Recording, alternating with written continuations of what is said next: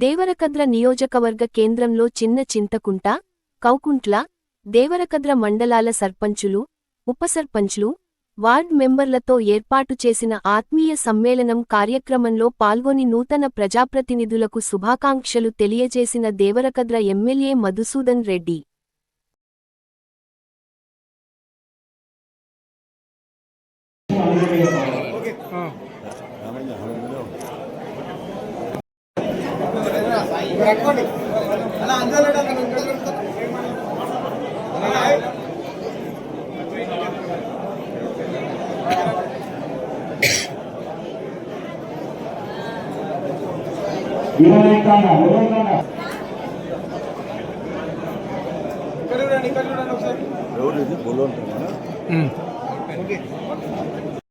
ఈశ్వర్ సింగ్ స్వామి గారు తయారు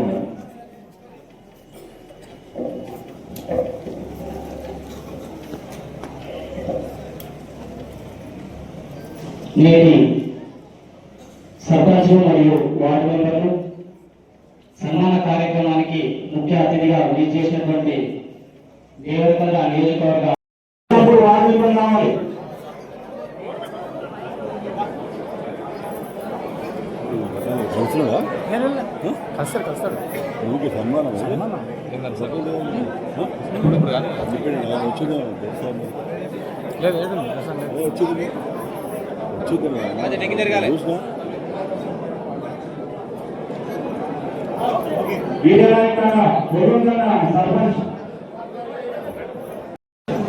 సర్పంచ్ చిన్న లక్ష్మీకాంత్ రావు మరియు చిన్న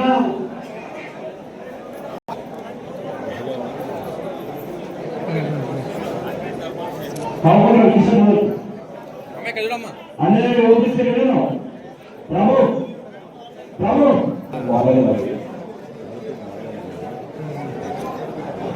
తర్వాత రాజపల్లి గ్రామానికి సంబంధించి సర్పంచ్ మరియు ఉప సర్పంచ్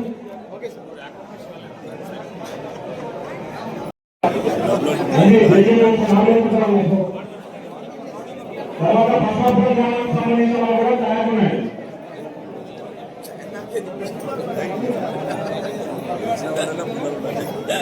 అలా కొందరు అక్షర్ కొందరు ఇచ్చాడు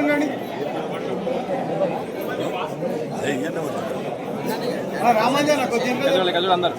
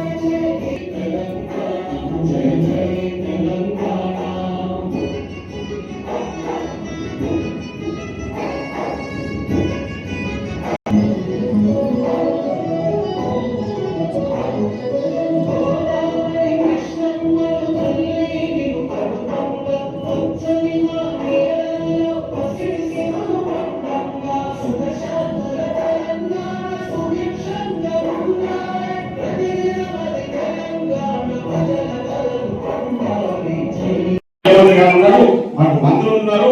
ఎవరు వచ్చినా మీ పని చేయడానికి సిద్ధంగా ఉన్నాం. మేము సమస్యలు పరిష్కారం చేస్తాం. అప్పటికప్పుడే కొన్ని సమస్యలు పరిష్కారం చేస్తాం, కొన్ని తర్వాత చేస్తాం, కొన్ని సమయం ఇచ్చి చేస్తామని కూడా వాళ్ళకు హామీ ఇవ్వండి తప్ప ఎక్కడ కూడా మీరు పారిపోయే పరిస్థితులు కల్పించకండి. మీరు తప్పించుకునే ప్రయత్నం చేయకండి దయచేసి. ఎందుకంటే మన మీద నమ్మకంతో వాళ్ళకి సర్పంచ్లో గెలిపించు వాళ్ళు మన నమ్మకాన్ని పంపించే విధంగా మనం బిహేవ్ చేయొచ్చు.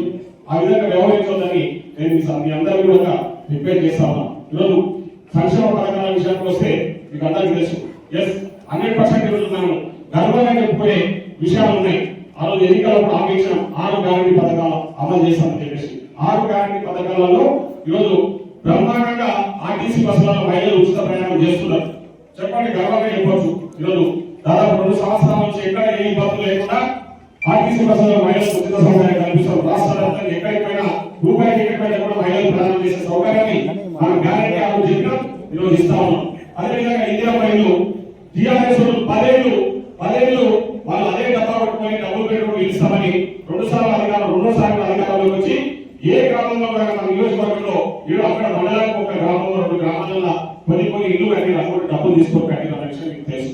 కానీ ఈరోజు మన నియోజకవర్గంలో మొత్తం 134 గ్రామ పంచాయతీలలో ఇందిరమ్మ ఇల్లు ఇచ్చినాం. ఆంధ్ర విలేజ్లలో కూడా ఇందిరమ్మ ఇల్లు ఇచ్చినాం.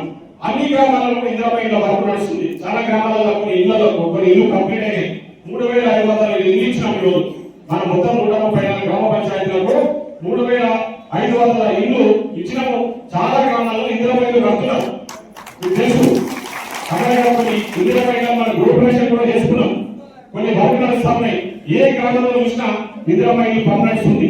ఈరోజు ఎక్కడ కూడా అవినీతి తావు లేకుండా మీకు తెలుసు. 3500 ఇళ్ళ లబ్ధిదారులు ధరలకు ఎక్కడికి ఎక్కడ అవినీతికి తావు లేకుండా వాళ్ళకి ఇల్లు ఇచ్చినాము. వాళ్ళంతా కూడా సంతోషంగా ఉన్నారు.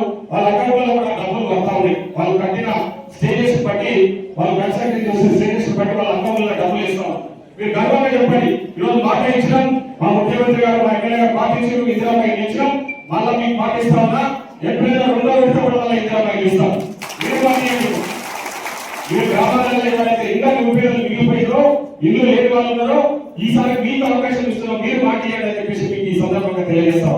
ఎప్పుడైనా చెప్పండి, ఎప్పుడైనా ఖచ్చితంగా ఇల్లు లేని వాళ్ళు ఎవరున్నా వాళ్ళకు 2వ విడత ఇల్లు ఇస్తామని చెప్పేసి మీరు మాట్లాడండి. మీ మాటల్లో పెట్టే బాధ్యత నేను తీసుకోవడం చెప్పి ఈ సందర్భంగా తెలియజేస్తాం. అదేవిధంగా ఈరోజు రేషన్ కార్డులు 10 ఏళ్ళు టీఆర్ఎస్ రేషన్ కార్డు ఇవ్వకుండానే మొత్తం కలిపి కనీసం మన ఇంటికి వచ్చిన కోడల పేరు కూడా రేషన్ కార్డు లెక్కలే. ఈరోజు మనం రేషన్ కార్డు ఇస్తున్నాం. ఏ గ్రామంలో తీసుకున్నా మినిమం 100-200 రేషన్ కార్డు ఇచ్చినాం. ప్రతి రేషన్ కార్డు వచ్చిన వాళ్ళందరికీ ఆహార భద్రత కల్పిస్తున్నాం. ఈరోజు ముఖ్యంగా ఆరోగ్యశ్రీ కల్పిస్తున్నాం. ముఖ్యంగా సన్న బియ్యం భారతదేశ చరిత్రలో ఏ రాష్ట్రంలో ఏ ప్రభుత్వం సన్న బియ్యం ఇవ్వలేదు. ఈరోజు మనం ఇస్తున్నాం. గర్వంగా చెప్పండి, ఓన్లీ కాంగ్రెస్ ప్రభుత్వం, మా రేవంత్ రెడ్డి గారు, మా ఎమ్మెల్యే గారు ఈరోజు సన్న బియ్యం ఇస్తున్నారని గర్వంగా చెప్పండి. ప్రతి మనిషికి 6 కిలోల చొప్పున సన్న బియ్యం ఇస్తున్నాం. ఇది చెప్పాల్సింది ఇంకా వాస్తవం ఏంటంటే ఈ సన్న బియ్యం అనేది గ్యారెంటీలో లేదు. మన ఎన్నికల హామీ కాదు. కానీ ధనవంతులతో సమానంగా సామాన్యులు సన్న బియ్యం తినాలని ఆలోచన మన ముఖ్యమంత్రి గారు గొప్ప నిర్ణయం తీసుకొని ఈరోజు సన్న బియ్యం ఇస్తాను. అక్కడ బీజేపీ కూడా మాట్లాడుతూ ఉన్నాడు, ఆ బియ్యం మాగే అని చెప్పేసి. మీరు క్వశ్చన్ చేయాలి. నేను కూడా ప్రసంగాలలో ఎన్నికల ప్రచారం చెప్పినాం. వాళ్ళ తెలుసు ప్రజలు కూడా బీజేపీ కూడా బియ్యం ఇచ్చినటువంటి వాళ్ళ రాష్ట్రాలు ఇస్తున్నా వాళ్ళే అభిషేకం చేస్తా ఉన్నారు. కేంద్ర మంత్రులే మన ముఖ్యమంత్రి గారు చెప్తా ఉన్నారు, సార్ మీ ముఖ్యమంత్రి గారు ఇస్తున్న బియ్యం బాగుంది, మీ స్కీము తప్పకుండా మేము కూడా ఇతర రాష్ట్రాలు ఇంప్లిమెంట్ చేసే ప్రయత్నం చేస్తాం. సో అది మన బియ్యం మనం ఇస్తున్నాం. కాంగ్రెస్ పార్టీ ఇస్తుంది, కాంగ్రెస్ ప్రభుత్వం ఇస్తుంది, అది బాధ్యత చెప్పాలని చెప్పేసి సన్న బియ్యం కార్యక్రమాన్ని కూడా చెప్పండి. అదేవిధంగా గ్రామాలలో 200 యూనిట్ల కరెంటు మనం ఆ రోజు మాట ఇచ్చిన ప్రకారం 200 యూనిట్ల కరెంటు నాకు తెలిసి ప్రతి గ్రామంలో 80-90% కుటుంబాలకు 200 యూనిట్ల కరెంటు ఉచితంగా ఇస్తున్నాం. అది మనం ఇచ్చిన మాట నిలబెట్టుకున్నాం ఈరోజు. అదేవిధంగా 200 యూనిట్లతో పాటు గ్యాస్ సిలిండర్ సబ్సిడీ కూడా ఇస్తా ఉన్నాం. దాంట్లో కొన్ని లోపాలు ఉన్నాయి, అక్కడక్కడ కొన్ని ఇబ్బందులు ఉన్నాయి గ్యాస్ సిలిండర్ విషయంలో. అవి ఖచ్చితంగా సరిచేద్దామని కూడా ఈ సందర్భంగా మాటిస్తున్నాం. ఇకపోతే పెన్షన్లు ఉన్నాయి, ఖచ్చితంగా మన పెన్షన్లు ఇవ్వాల్సి ఉంది. ముఖ్యమంత్రి గారు కూడా దాని విషయంలో సీరియస్ గా ఆలోచన చేస్తా ఉన్నారు. సో విలో పెన్షన్ ముఖ్యంగా ఒంటరి మహిళలకు కొత్తగా పెన్షన్ ఇవ్వాల్సి ఉంది. రేపు కొత్తగా సర్పంచులకు ఇవాళ అడిగే మొదటి ప్రశ్న పెన్షన్ల విషయమే చాలా మంది అడుగుతారు. తప్పకుండా ఆ విషయాన్ని కూడా ముఖ్యమంత్రి దగ్గర మేము చాలా సందర్భంలో చర్చించాం. అది ఖచ్చితంగా పెన్షన్ల విషయంలో కూడా మనం తొందరగా ముందడి చేస్తాం. ఏమి ఇబ్బందులు లేవు. ఇక రైతుల విషయానికి వస్తే మీకు తెలుసు, మన నియోజకవర్గంలో 294 కోట్ల రూపాయలు 2 లక్షల రుణాలు మాఫీ చేసినాం. అది టీఆర్ఎస్ ఉండొచ్చు, బీజేపీ ఉండొచ్చు, ఇంకేదో పార్టీ ఉండొచ్చు. ప్రతి ఒక్కరికి 2 లక్షల రూపాయల రుణాలని 294 కోట్లు ఒక మన నియోజకవర్గానికి రుణాలు మాఫీ చేసిన కాబట్టి ఈరోజు మన ప్రభుత్వం మనం మాట ఇచ్చినాం. అది గ్యారెంటీ అదమని చేసి ఈరోజు. అదేవిధంగా రైతు బంధు ఇస్తున్నాం, రైతు భరోసా మనం ఇస్తున్నాం. మనకి మీకు తెలుసు, చాలా మంది ఏం చేస్తారు, ఎన్నికల ముందు ఏమైనా హామీలు ఉంటే పైసలు ముందే ఇచ్చేస్తారు అకౌంట్. కానీ మనం అలా చేయలే. ఎన్నికలు అయిపోయిన తర్వాత మన బోనస్ కూడా ఉన్న రైతులు చాలా మంది ఉన్నారు. మేము కూడా రైతే చాలా మంది ఎన్నికలు అయిపోయినా చేసినాం. అది మన మాట. చెప్పండి రైతులకు చాలా సంతోషంగా ఉన్నది. ఈరోజు బోనస్ 500 రూపాయల బోనస్ అప్పుడు మాట ఇచ్చాం కాబట్టి అది మనము ఆ గ్యారెంటీ కూడా నెరవేర్చుకున్నాం. ఈరోజు నిలబెట్టుకున్నాం, మాట ఇచ్చాం. ఈరోజు పేపర్ చూసినారు రైతు బంధు మళ్ళా సంక్రాంతి వరకు రైతు బంధు 2వ విడత కూడా ఇవ్వబోతామని ఈరోజు చెప్పడం జరిగింది. సో ఈ విధంగా మనం ఎక్కడ మనం చెప్పుకోవడానికి 100 ఉన్నాయి. తీసుకుంటాం. ఆయన మా ముఖ్యమంత్రి రేవంత్ రెడ్డి గారు ఉంటారు, ఖచ్చితంగా మా ప్రభుత్వమే ఉంటుంది. రెండోసారి అంటే ఇప్పుడు ఉన్నది 3 ఏళ్ళు, రాబోయే మళ్ళీ 5 ఏళ్ళు, రెండోసారి 5 ఏళ్ళు మొత్తం 8 ఏళ్ళు ఇక మనమే ఉంటాం. ఖచ్చితంగా మీకు ఏ వారం ఇచ్చిన పని చేస్తామని బాధ్యతగా చెప్పండి. మీరు ధైర్యంగా ముందుకు పోవాల్సింది కోరుతాను. ఎందుకంటే ఈరోజు సిగ్గు లేకుండా చేసిన మోసాలని పక్కకు పెట్టేసి అడ్డమూలలో దోసుకున్న దొంగలు ఈరోజు కొంత ఊళ్ళ బాకీ కాలం పట్టుకుని తిరుగుతున్నారు. మన ఎన్నికల చూసినాం ఏ మొక్క పెట్టుకొచ్చి బాకీ పడ్డారు. కాంగ్రెస్ బాకీ పడ్డారు. ఏడ బాకీ పడ్డాం మనం, ఏడ బాకీ పడ్డాం. కాబట్టి ఆలోచన చేయాలి. బాకీ పడ్డారని చెప్పేసి తప్పుడు ప్రచారం చేశాను వ్యక్తుల మోకాలను వాళ్ళకు ఆన్సర్ చేయాలని చెప్పి సందర్భంగా తెలియజేస్తాం. ఎవరు బాకీ పడ్డారు, వాడు డబ్బులు పెట్టుకుని పిలుస్తామని వారు బాకీ పడి మన గురించి తప్పుడు ప్రచారం చేస్తున్నారు. వాడు ఇందులో భూమిస్తని చెప్పేసి బాకీ పడేది వాడు మన గురించి తప్పుడు ప్రచారం చేస్తారు. అంటే వాళ్ళు చేయకుండా తప్పులు చేసి దోపిడీ చేసి మళ్ళీ మన మీద దాడి చేసే ప్రయత్నం చేస్తూ ఉంటారు. కాబట్టి నేను ఒక్కటే చెప్తాను, ఇక్కడ ఉన్న సర్పంచులకు ఉప సర్పంచులకు మాట్లాడారు. మీరు సోషల్ మీడియాలో కూడా చాలా యాక్టివ్ ఉండాలి. టీఆర్ఎస్ పని ఉండాలి. టీఆర్ఎస్ వాళ్ళకి బీజేపీ వాళ్ళకి ఏం పని చేస్తారు? ఎంతసేపు ఉన్నా మన మీద ఏడుకోవడం తప్ప వాళ్ళు చేసేది ఉండదు.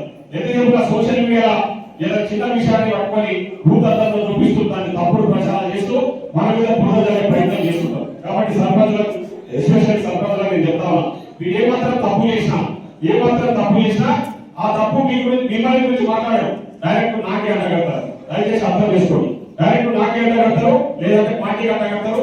పార్టీకి చెడ్డ పేరు తెచ్చే విధంగా వాళ్ళు ప్రచారం చేస్తారు, నాకు చెడ్డ పేరు తెచ్చే విధంగా ప్రచారం చేస్తారు. కాబట్టి ఎప్పటికప్పుడు మీరు చేస్తున్న మంచి పనులను సోషల్ మీడియాలో పెట్టండి.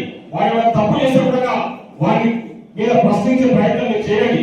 టీఆర్ఎస్ తప్పుడు ప్రచారం చేస్తే సోషల్ మీడియా మీరు అటాక్ చేయాలి తప్పకుండా. ఎందుకంటే వాడు ఎంతసేపు వాళ్ళు నేర్చుకున్నదానికి చూస్తున్నారు కదా, టీవీలలో పేపర్లలో వినాల 2 ఏళ్ల తర్వాత 2 ఏళ్ళు దుప్పటి పడుకొని వెళ్ళగా చేసి వచ్చి మనం ఏం మాట్లాడి అవన్నీ కూడా సోషల్ మీడియాలో అడ్డగోలుగా ప్రచారం చేసుకుంటున్నాం.